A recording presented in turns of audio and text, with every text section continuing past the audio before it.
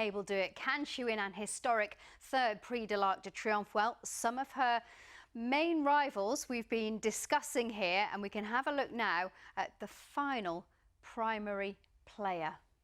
And far more important than a time form rating for Sottsass is the other number, the age, the fact that he's a 3-year-old.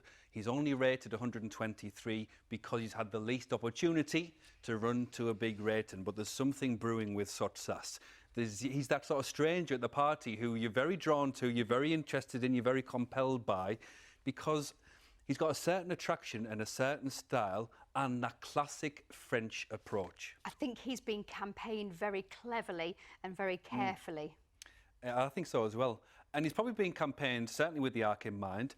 And there's a lesson from last year's Arc. Now, obviously, Sottsass wasn't involved. But we're watching this point out Sea of Class for me, Alex, because don't forget that we wouldn't be talking about this historic third Arc if Sea of Class had either got going slightly sooner or got a clearer passage, because Sea of Class got closer to Enable than any other horse has managed in the last 2 seasons. So, Sea of Class, how was she able to get so close to Enable? 2 reasons. Number one is that she was a 3-year-old who brought a boatload of improvement with her to Longchamp. And number 2 is that, look at this turn of foot at the end. Such a turn of foot that she was able to almost jump Enable at a very crucial point, failed by only a nose. But what she gave us is that she gave us the blueprint for how potentially to beat Sottsass. Sorry, she'd beat Enable. Because Sottsass, the more we've seen of him, the more we think that he's very much in the mould of Sea of Class. So this is the French Derby, just highlighted here in the green colours. And the thing with Sottsass is that we're thinking about what Sea of Class did against Enable, and we're thinking how transparent that Sottsass is at very much the same quality. So if we just pause it, this is the French Derby where all the noise, all the talk was about. Remember Persian King in the Godolphin Blue, won the French Guineas, was expected to just roll on to the French Derby and win that. And many people just assumed that he was outstayed by Sottsass over 10 furlongs, but he was out-quickened almost by Sottsass. And look at the furlong markers, the 100 yards markers. With each 100 yards, Sottsass is eating up into Persian King's lead. This was a race record time for the Prix du Jockey Club. So we've got a horse, Alex, who can run very fast at the end of a race that itself has been run very fast. So that's the secret of Sottsass that we saw from Chantilly that day.